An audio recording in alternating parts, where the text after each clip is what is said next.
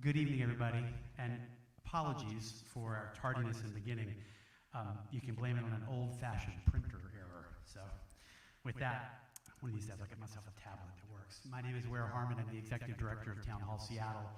On behalf of our organization and our partners at LA Bay Book Company, I'm not sure what I just heard radio-wise, but was that your radio? Cool.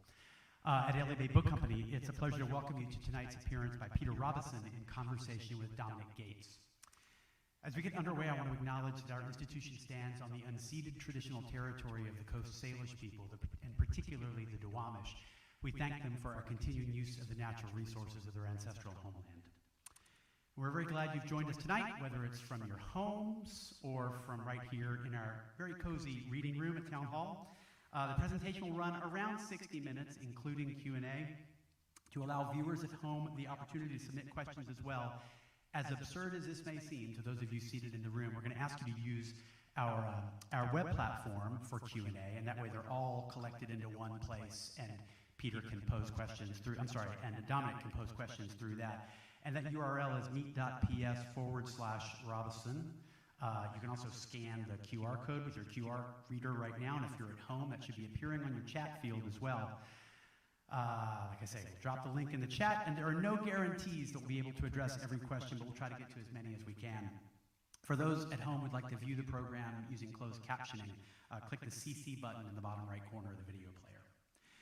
Town Hall's adding new events and podcasts every day, and upcoming programs that might be of interest include Timothy Fry with Michael Roding on the inner workings of Putin's Russia, Judge Jeffrey S. Sutton and State Senator Joe Wynn discussing the respective roles of state and federal government in our legal and social framework.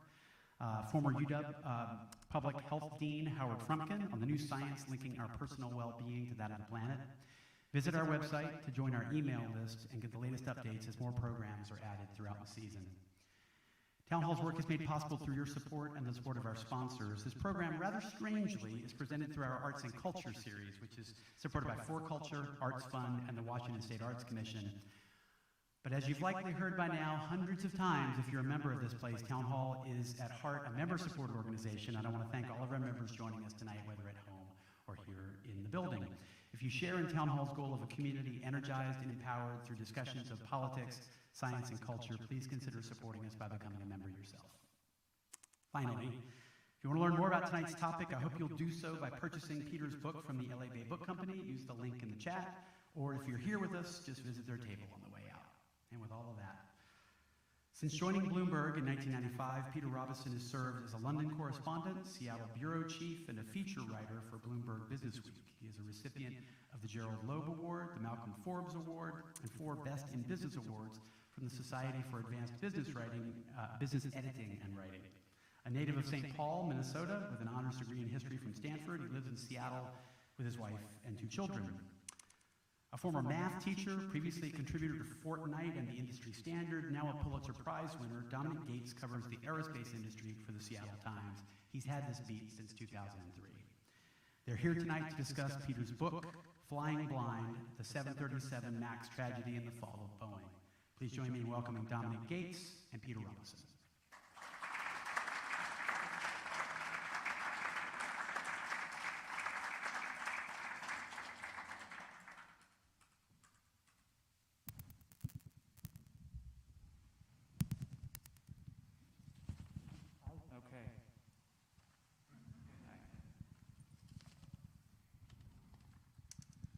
Well, first of all, thank you all for coming. I'm Dominic Gates. This is Peter Robison. And before I start throwing questions at him, let me just say a few things about the book. And I'd like to begin by, since the subtitle of the book includes the fall of Boeing, I'd like to begin by recalling the great legacy of Boeing and what it means to this region and to the world. Boeing gave the Puget Sound region a great part of its social fabric. All those blue-collar jobs, very highly paid, all the advanced engineering work that was world-class, and was all here for 100 years, and generations of families have grown up with Boeing, and it's created the economy of the Pacific Northwest. And of course, it gave the world an iconic line of jetliners like the 747, that have just shrunk the world incredibly in my lifetime. So this is a company that has given the world a very great deal. Now, the fall from public favor recently obviously began with the two crashes of the Mcas in 2018 and 2019. And since then, it seems like nothing has gone right for Boeing. Everything that could go wrong has gone wrong.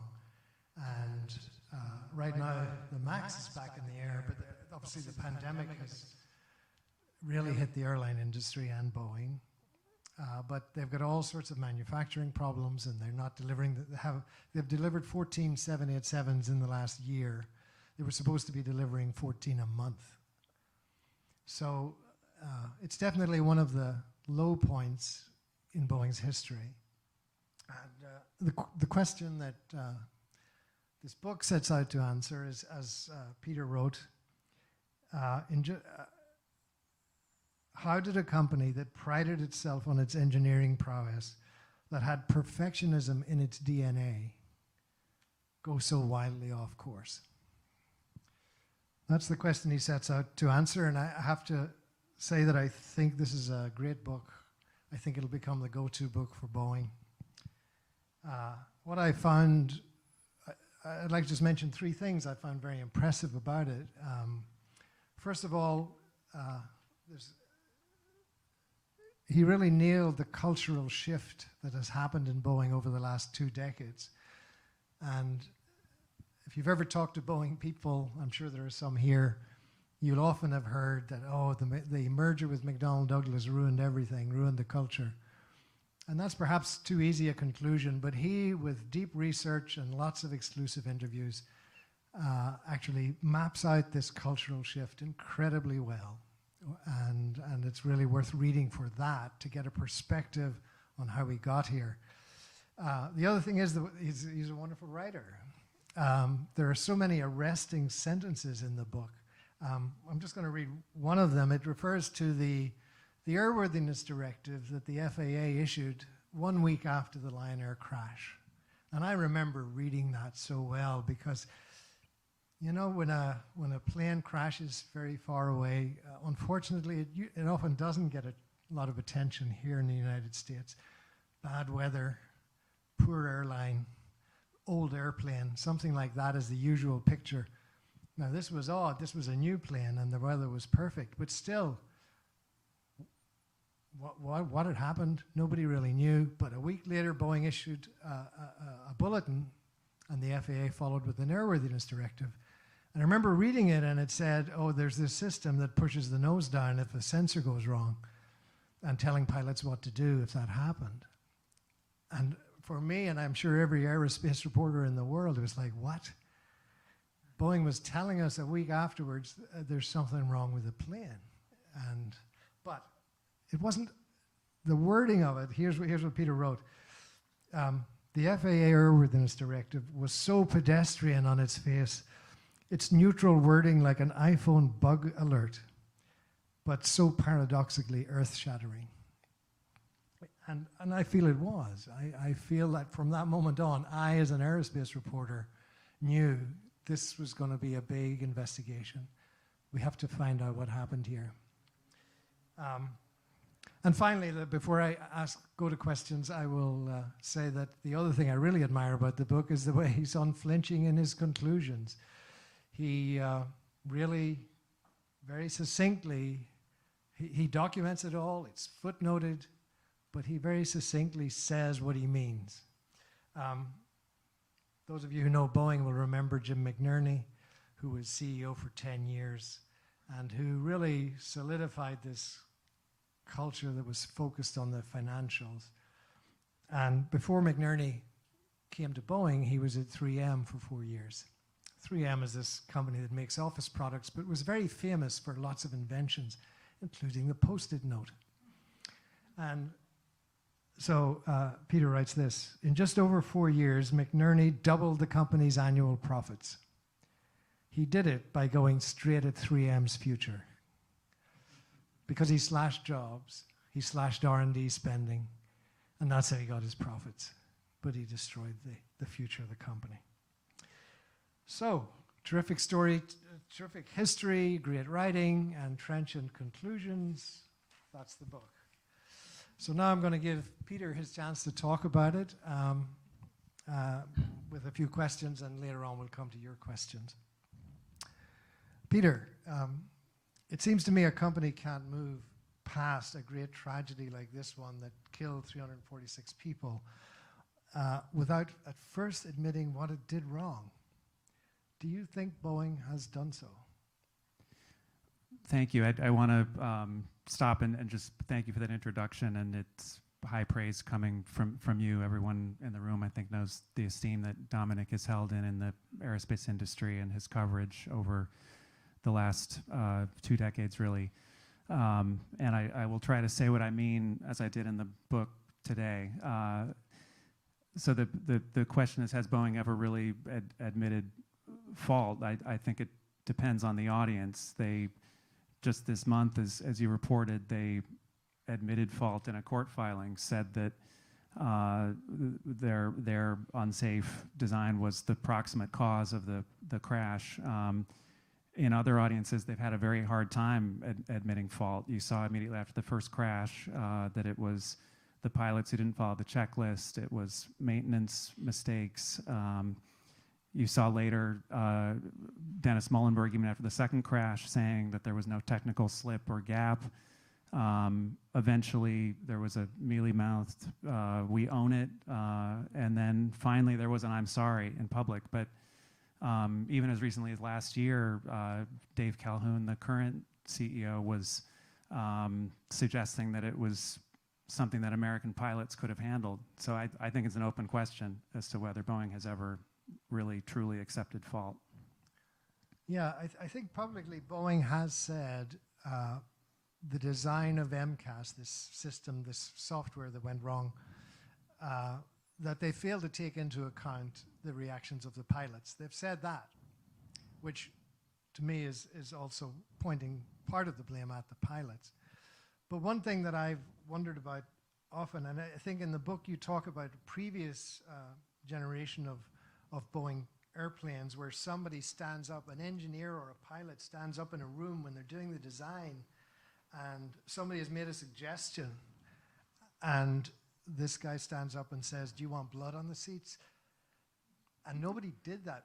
When MCAS was being designed, we know all about the pilot who pulled the wool over the FAA and deceived the airlines and didn't let them know that MCAS existed. But what about the actual design of MCAS?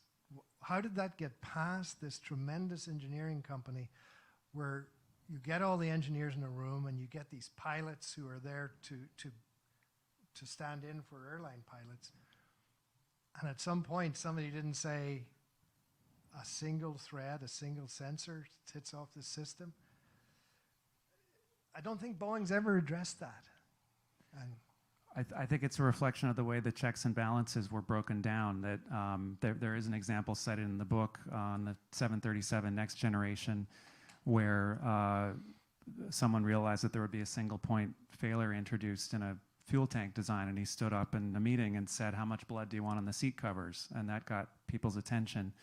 Over time, partly because of this cost cutting you mentioned that started in earnest during the McNerney years, a lot of the experienced engineers were being laid off. You had fewer people who had the clout to stand up and make that blood on the seat covers declaration. And the people that I talked to on the Mcas said that they felt those checks and balances were broken down. When they tried to raise concerns or tried to say that more sophisticated flight controls, for instance, should be introduced, they were summarily shot down. Mm-hmm. Well, I mentioned this pilot who is the only one who has now been criminally indicted. That's Mark Forkner, who was the chief technical pilot on the Mcas. And he was indicted. His actions are clearly inexcusable. He convinced the FAA not to put this system in the manuals. He convinced airlines not to have simulator training when they asked for it, including Lion Air. But my question for you is, he's one guy. is he a scapegoat? Where else does responsibility lie, do you think? It clearly lies with management, and the evidence shows he is a convenient scapegoat. As despicable as some of those comments might be, there's a story I tell in the book, a series of events, and in October 2019, after the second crash, Dennis Muhlenberg was going to be brought in, hauled in front of Congress. He would become the public face of this deadly blunder. And it was a bit before that, in that month, that a staffer on the House Transportation and Infrastructure Committee, which had been getting regular releases of documents from Boeing, got a release, and the call from Boeing was, take a look at the one on the top. And the one on the top was the messages which became infamous, where Mark Forkner, this pilot, appeared to already know about the potential problems with the software before the plane was delivered.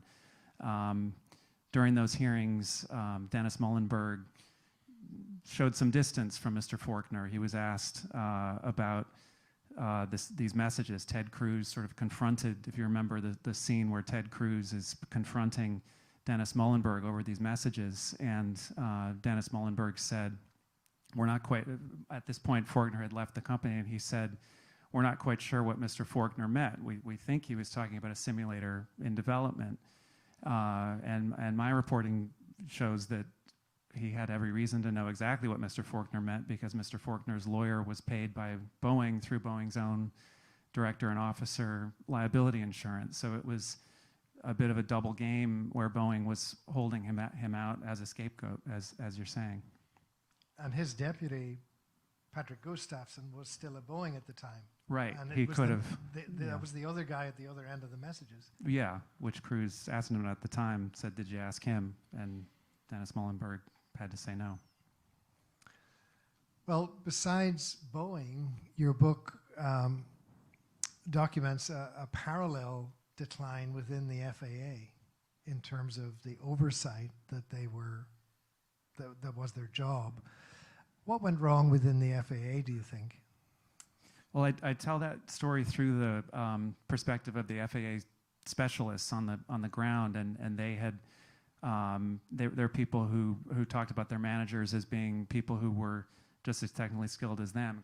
Going back to the 80s and the early 90s, people had great feelings about working on the 777, which many people consider the last great airplane at Boeing. Then things started shifting, and this goes back to the Reagan Revolution and the idea that government is the problem, not the solution. Agencies are starved for resources. That played out in different ways in different agencies, but at the FAA it was with an embrace of this extreme delegation of authority. So I interviewed lots and lots of engineers who felt that their managers were no longer working to hold Boeing accountable and produce the safest design. They were seeing their customer ultimately as being the manufacturer, and the goal was to help the manufacturer speed the product to the market. Right, and you quote Richard Reed, who's an FAA safety engineer at the time.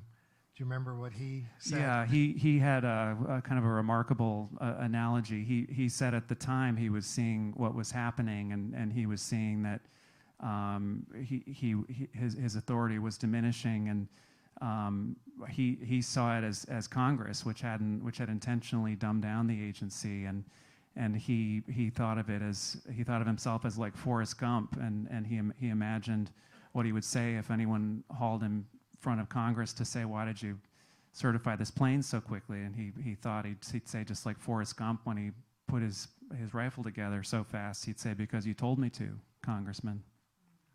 Yeah, Congress of course did an about turn afterwards, and demanded and held these hearings, which were actually really good. But you're right, before the crashes, all the direction of Congress was to push the FAA into treating Boeing as a customer. Those were the words. Instead of applicant for several years, customer was the preferred language for the manufacturer. Mm-hmm. By the way, Steve Dixon has appeared at he's the FAA administrator now, former Delta pilot. Steve Dixon has appeared at several of these hearings since then. He was appointed after the second crash, but he's been nevertheless pilloried in the hearings by the politicians. What do you think of Dixon and his handling of things since the crashes? He's a former airline executive, as you say. He's trying to balance these competing demands right now, trying to show that he's heeded the message that the agency is reforming itself. At the same time, just this year, the Michael Stumo, the father of one of the victims on the Ethiopian crash, got a note from an engineer at the FAA who said that recently managers have been saying, that they can expect not much to change as a result of those rules, and that one of these managers called it, quote, posing for the cameras. I've heard some of that too, although I've also been impressed somewhat with some of the changes we see publicly. Just before the first crash, our local senator, Maria Cantwell, actually helped write some clauses in the FAA reauthorization bill a month before the crash, increasing the amount of delegation that would be done to Boeing. But Cantwell then reversed completely after the crashes, and so last December she helped pass this Reform Act. And then since then, the FAA does seem to be getting tougher.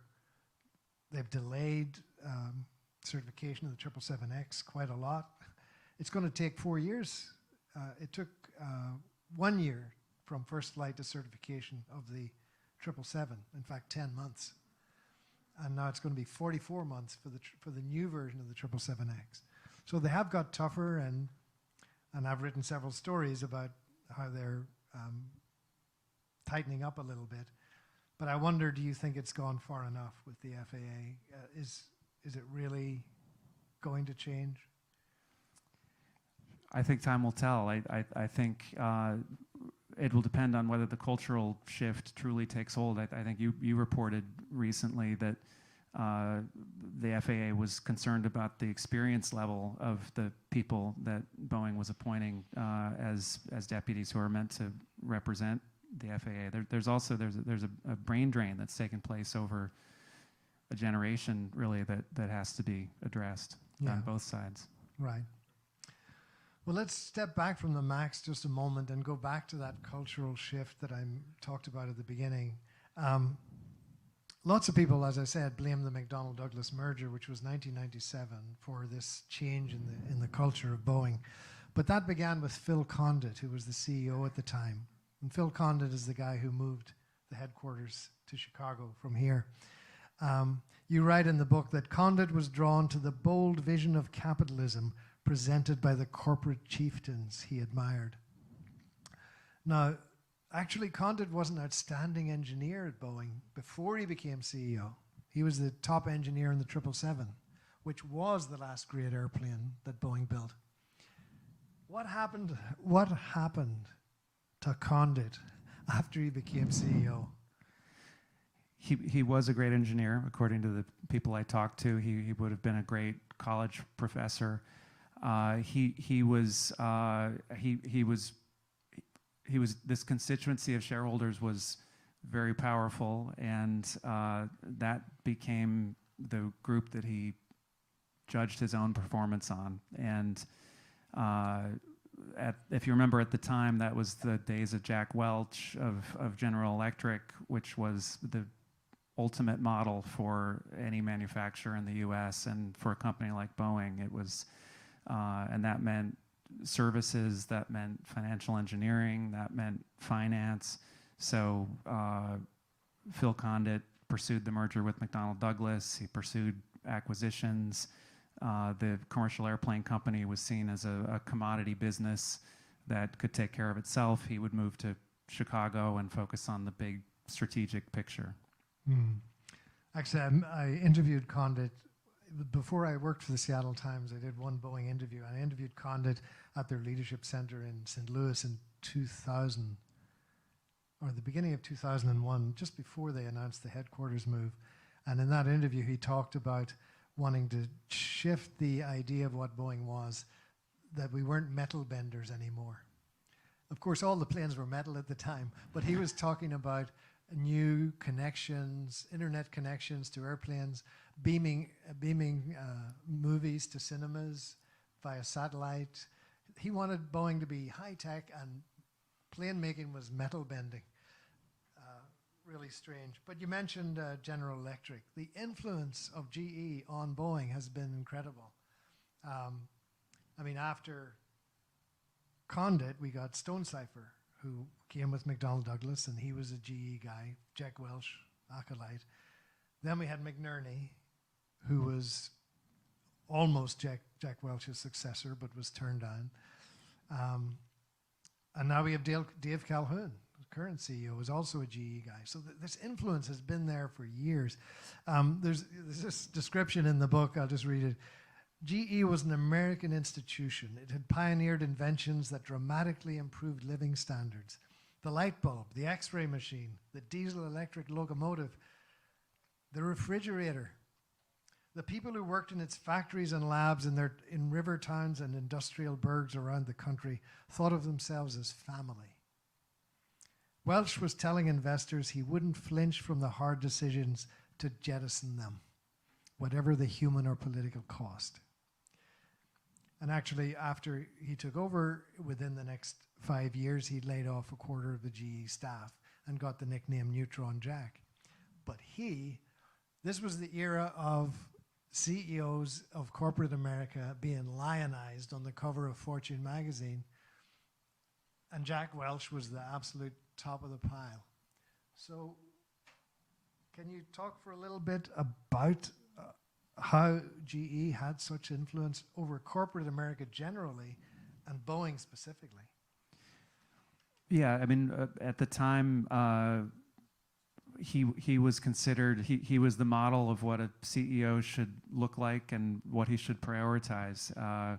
And Phil Condit knew him, had a personal relationship with him. Stonecipher, as you say, had worked for him, was a protege of Jack Welch's. And so it meant things like fix it, close it, or sell it. Rank and yank, you got to fire the bottom 10% every year. Financial engineering, during those years, GE met or beat earnings expectations from 95 to 2004, which you can do if you have a finance unit where you can sell something at the end of one quarter and then buy it back the next quarter. And later the SEC found that GE had bent the accounting rules beyond the breaking point, was the wording. So Jack Welch had this influence throughout Boeing, and as you say, it continues to this day. Dave Calhoun is Jack Welch's former speechwriter, said he's the guy most like Jack in his book. Mm-hmm.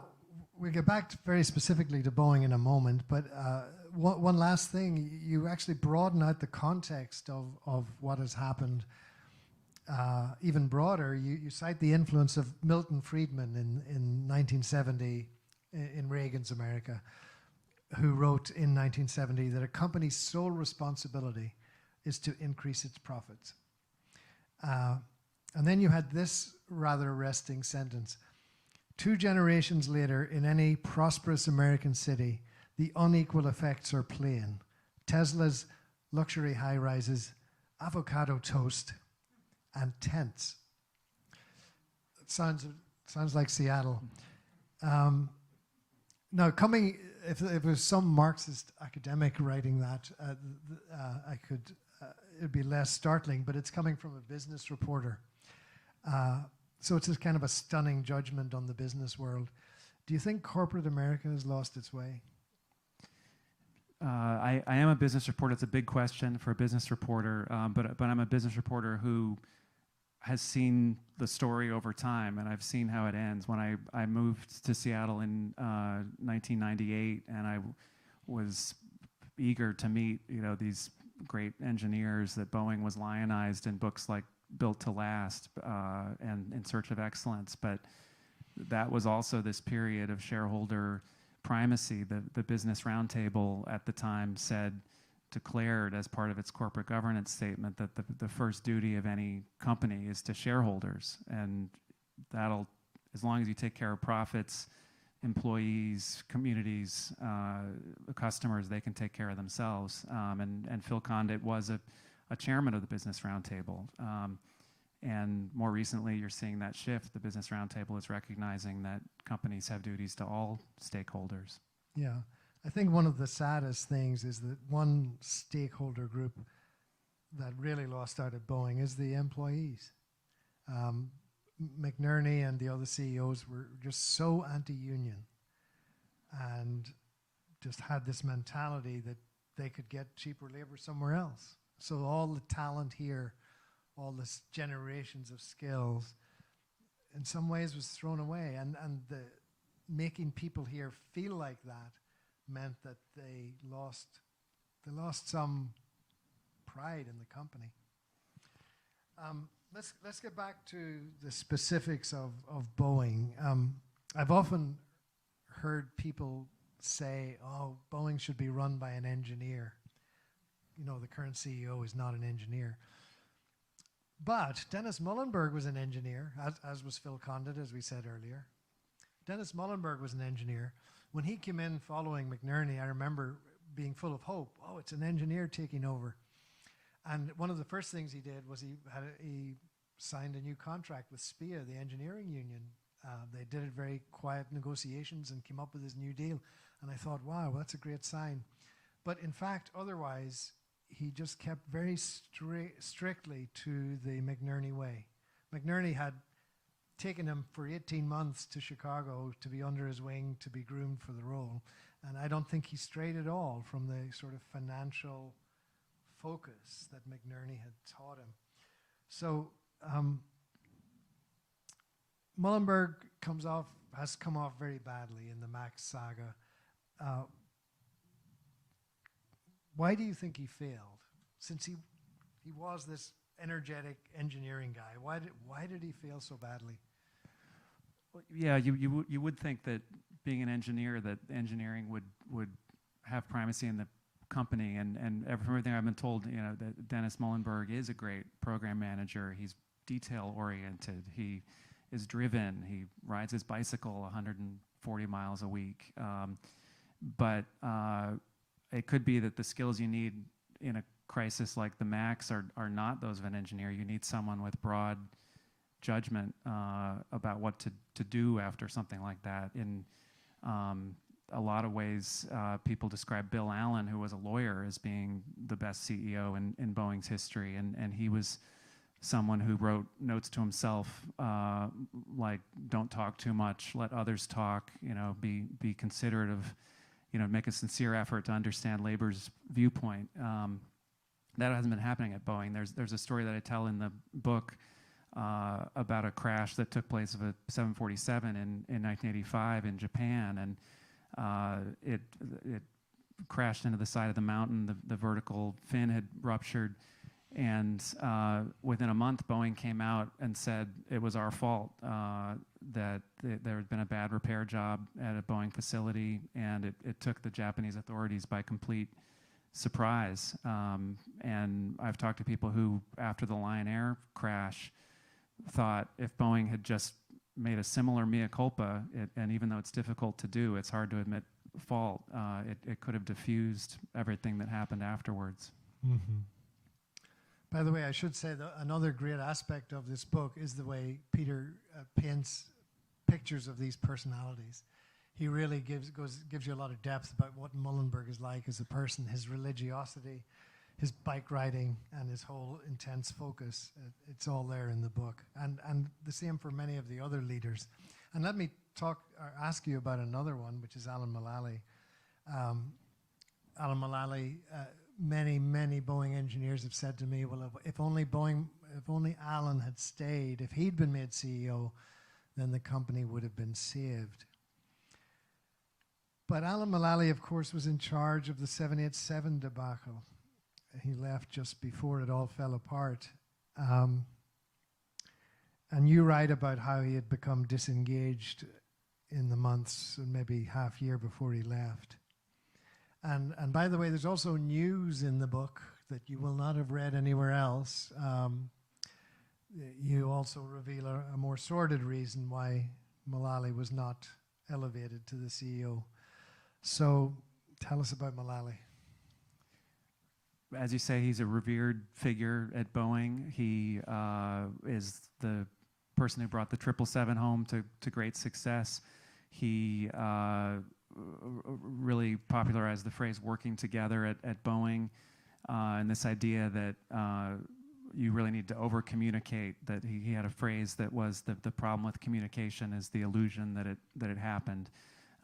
So he brought people together. He was considered technically brilliant, but and if you remember, he was ever smiling, boyish, had a perpetually upbeat personality, but that demeanor, according to people I talked to for the book, was also held up against him in some ways, because when it became his turn to be considered for the CEO role against Jim McNerney, who was then a board member, McNerney was seen as more the CEO type. That a board source that I talked to said that there are just some people who look like an NFL quarterback, and in the same way McNerney looks like a CEO. He to them would pursue a more shareholder-friendly, predictable strategy, and Alan was seen as excitable, quote, excitable, cheerleadery, we're going to build that plane. There was another risk factor that came up, which I get into in the book, which was a concern about his personal life, and at that time there had been 2 consecutive CEOs who had resigned because of inappropriate relationships with subordinates. So one person I talked to said that the board couldn't afford to take the risk. For details, you can see the book.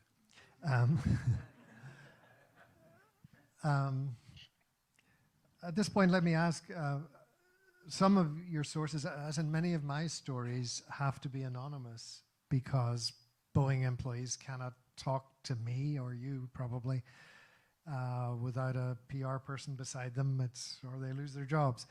Can you talk about your sources and why some of them are anonymous and how you came to trust them? I trust them because they had direct knowledge of the events, and just as in a newspaper or any other article, there are situations where people can't be named because it might affect their career, their livelihood, but they have important information. Mm-hmm. And you did an incredible amount of research, a lot of reading, and I think possibly you traveled. Did you travel to Muhlenberg's hometown in Iowa? This was during the pandemic, so I traveled to the kitchen to make a sandwich. No, I really relied on the reporting I'd done over the 25 years and having visited Boeing facilities and having been to air shows and conferences and meeting airlines and customers over that time. Mm-hmm. And I did Zoom interviews with the people overseas. Mm-hmm. Well, it's marvelously documented, all the various points that he makes. We're running out of time, so let me just ask a couple of quick questions. As I mentioned, Boeing right now certainly is at a low point in its history. It almost seems like it needs Churchillian leadership to get out of this and to recover. The leaders right now are Dave Calhoun, the CEO in Chicago, and the local commercial airplanes chief, Stan Deal. Are these the right leaders, and what do you think is needed to save Boeing?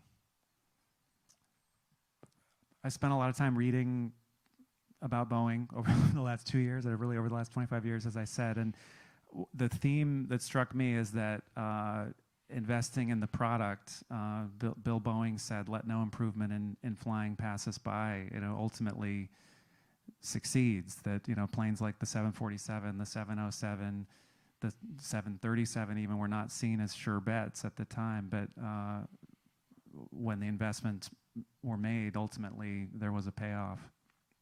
And I don't know if that's something Dave Calhoun is attuned to with his history. He has a history in private equity. He has a history parachuting into different divisions at GE. Yeah, of course, it's a really difficult position for anybody who might be leading Boeing now, but they're overwhelmed with debt, and they probably should launch a new airplane, but it's a bad time to do so, and they don't have the money. I'm going to ask two very quick questions, and then we'll go to questions from the audience. The MAX is back in service. Is it fixed? Would you put your kids on board? The Mcas software has been addressed, the particular fault with the Mcas software. There were other things that the specialists of the FAA wanted. They wanted shielding around the rudder cables. They wanted an ICAS system, it's kind of electronic checklist. Those have not been put on the plane.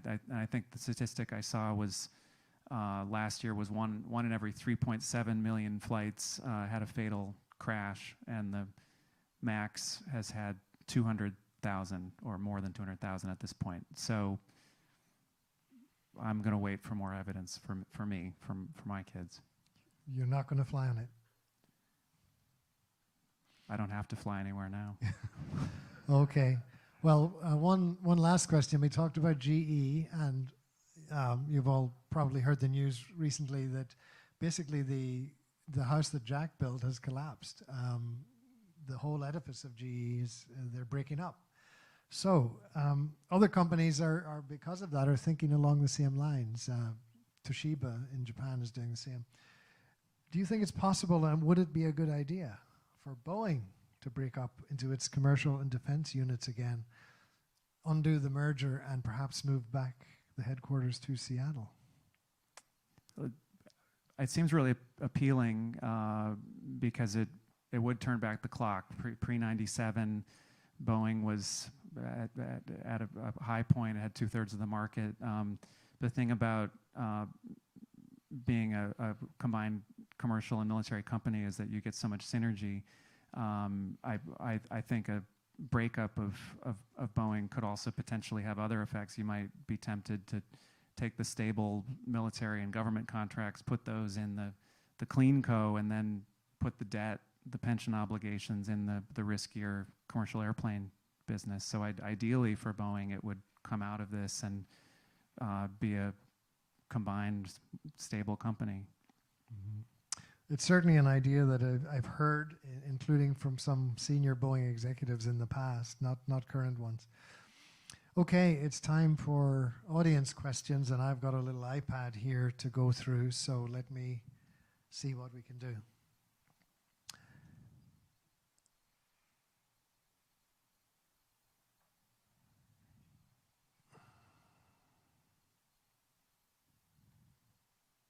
Which of Boeing's CEOs should take the most blame for the 737 MAX crashes?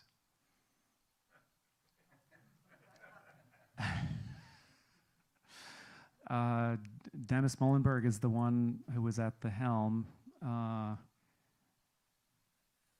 the very end of development, and he had the opportunity to dig into the ground truth of what happened after the first crash. Okay.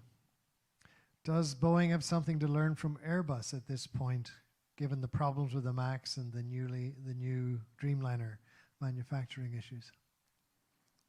Airbus has had their chief pilot has always had a lot of clout within the organization.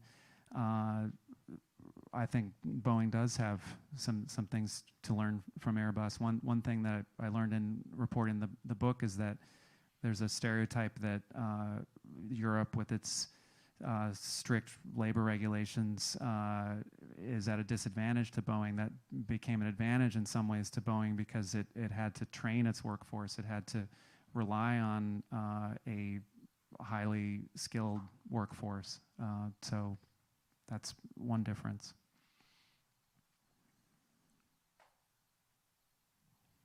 I guess this is also an Airbus-related question. What role did the competitive landscape play in the failures that led to the engineering problems with the MAX? I think Boeing has said that the mania for cost cutting was because of the specter of Airbus. there were many opportunities during the past 20, 30 years where Boeing faced this choice. You know, Airbus had come out with a plane that was about 20 years newer. Airbus had a plane that had fly-by-wire electronic technology. Boeing didn't. There was a meeting I wrote about in 1992 that Gordon Bethune, later become CEO of Continental, was in, where executives in the commercial airplane business went around the room and said, should we develop a brand new 737? And he got a kick under the table from someone who wanted to vote the other way. He said the next gen's the way to go, and the vote was 5-3. So there've been points through Boeing's history where it could have taken the step to invest, but it was always the more expedient one to not, because of the base, the wide base the 737 had, and that the fact that the tooling was already paid off, the factory was already paid off. Mm-hmm. Of course, historically, the Boeing made the big bet with the 747, and I guess with the 777 as well. When it came time for the 87, the culture of cost cutting was already there in Chicago, and so they came up with this global outsourcing so that Boeing wouldn't have to pay for a lot of it, which was a financial disaster.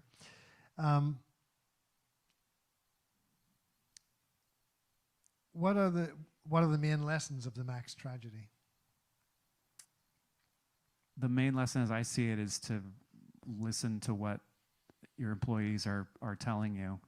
Their managers had a prime directive to minimize training on the Max.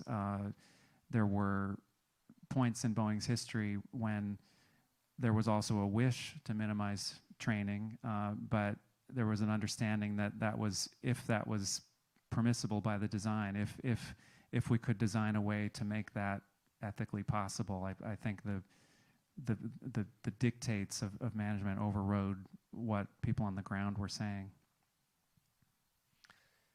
The next question is about the FAA. One of the leader of the certification process here for a long time was Ali Barami, and then he left to work in industry for the Industry Association, and then he became aviation safety director at in Washington, D.C. for the FAA. So he was the FAA's top executive in charge of airplane safety. What do you think of, how would you describe Ali Barami? He was described as someone who represented the revolving door at work, that he saw Boeing as his customer, and he would tell specialists in the office, leave it to Boeing. They know what to do. They know the processes. He went to the industry lobbying group and made a $300,000 a year salary, and then came back to the FAA and allowed the Max to keep flying after the first crash. Mm. Yeah, it seems like these ideas take hold in an organization. Now, whether it's a CEO or somebody like Ali Barami in a public agency, the CEO rises to the top. He was an engineer, but suddenly he's a CEO, and he has to have all this groupthink that corporate America tells him is what to do, which is to cut costs and squeeze suppliers and get rid of unions, and suddenly that's what you have to do. And then Ali Barami, this whole management level at the FAA, seemed to think that their job was to help Boeing to compete against Airbus and to champion American industry, in other words, by certifying more quickly and giving Boeing the ability to do it itself. So you got a lot of groupthink there. What does Boeing actually need to do to build and sell the aircraft their customers want, rather than have them buy Airbus?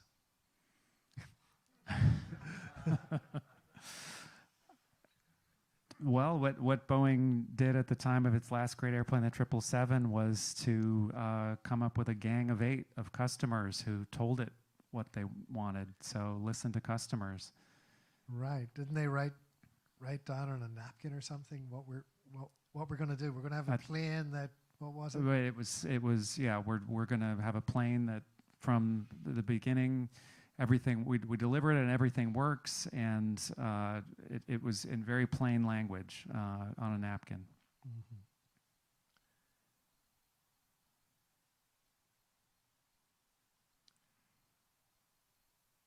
During the early days of the MAX certification, FAA engineers were fond of saying, when I'm hauled in front of Congress and asked why we did it this way, I'll say, because you told us to, Mr. Congressman. I guess you've already addressed that. One of your sources actually said that. Oh. Any further comment on that? I guess they've read the book.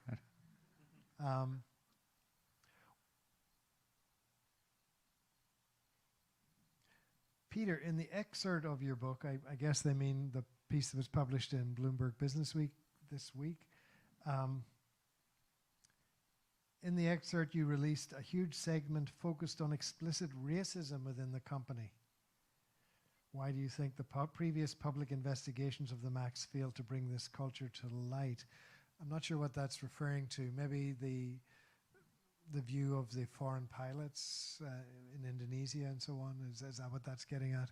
I think it's getting at the idea that there was a perhaps unconscious cultural bias that pilots overseas were not as skilled as pilots in the U.S.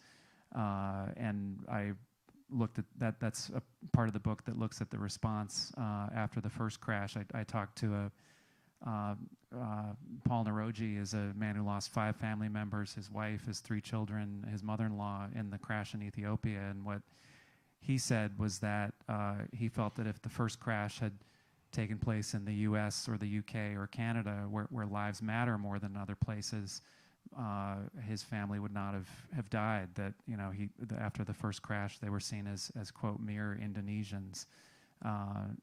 There was a moment in there was a closed-door meeting that pilots at American had with the top executives at Boeing, and the American pilots said, this could have happened to us on a flight out of Miami, and we would have dropped a plane in Biscayne Bay, and then you would have had a real, quote, shitstorm.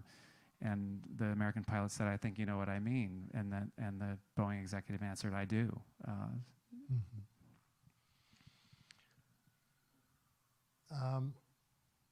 Is there a chance the U.S. eventually gets left behind in plane building by Europe and then possibly China?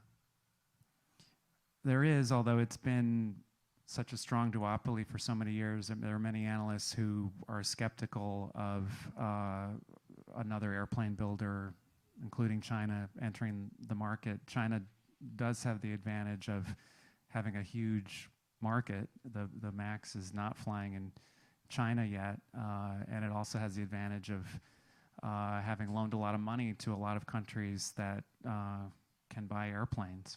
So that over time that may change over the next 10 to 20 years. Here's a question about the move out of Seattle. Was moving work out of, I guess not just moving the headquarters to Chicago, but also moving work out of Seattle, because they've done a lot of that. Was moving work out of Seattle solely about busting the union, do you think?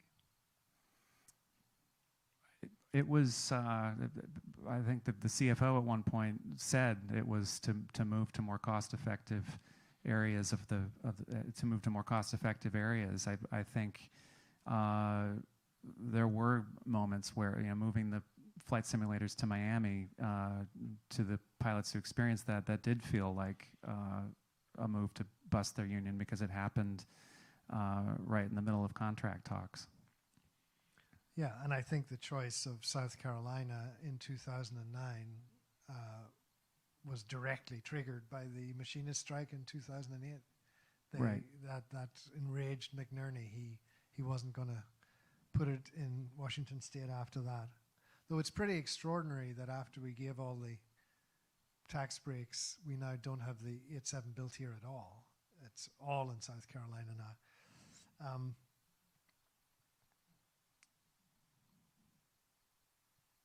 Do you see any correlations with Boeing's issues with military aircraft, either the P-8, which is based on the 737, or the KC-46 tanker.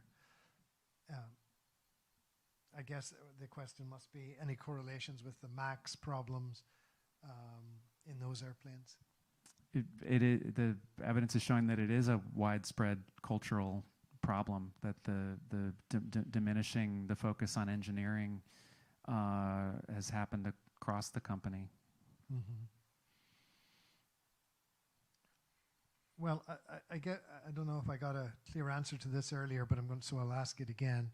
Do you think Boeing can be saved? It's at a low point now. Can it recover?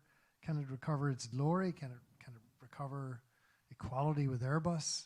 The Dubai Air Show just finished yesterday, and it was a remarkable performance by Airbus, full of confidence. And Boeing had one MAX order, and that was it, and then came home, and their executives said very little. So can Boeing get out of this?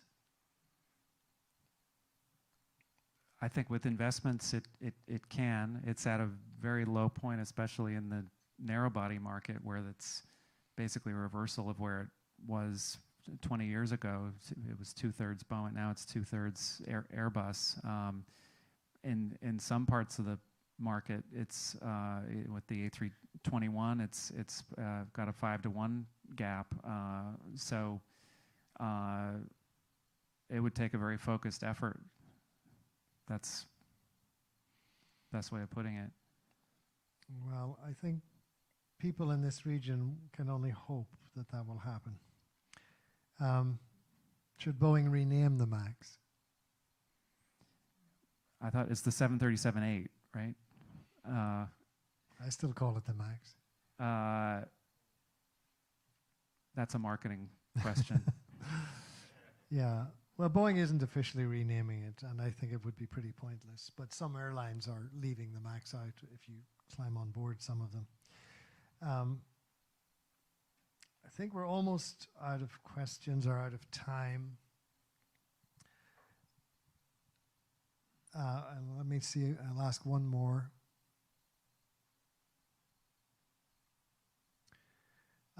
Muhlenberg met with the families. I think this was after the annual general meeting in October of 2019. But where is it? They had no mediator or conflict resolution specialist at the meeting with the families. How do you think Boeing handled, I'll just widen the question, how do you think Boeing handled treating the families of the victims of those crashes? They didn't meet with them for a long time. I know that the family members felt that they should have met with them earlier. What I've been told is that there was at that meeting, for instance, one point of concern afterwards was that at least one family member felt that Dave Calhoun in public had exaggerated the amount of time that was spent with the family members. So it's an incredibly difficult situation, but in that situation they felt it was compounded by the exaggeration of the amount of sensitivity that Boeing had shown. There was a memorial held afterwards, which Boeing arranged.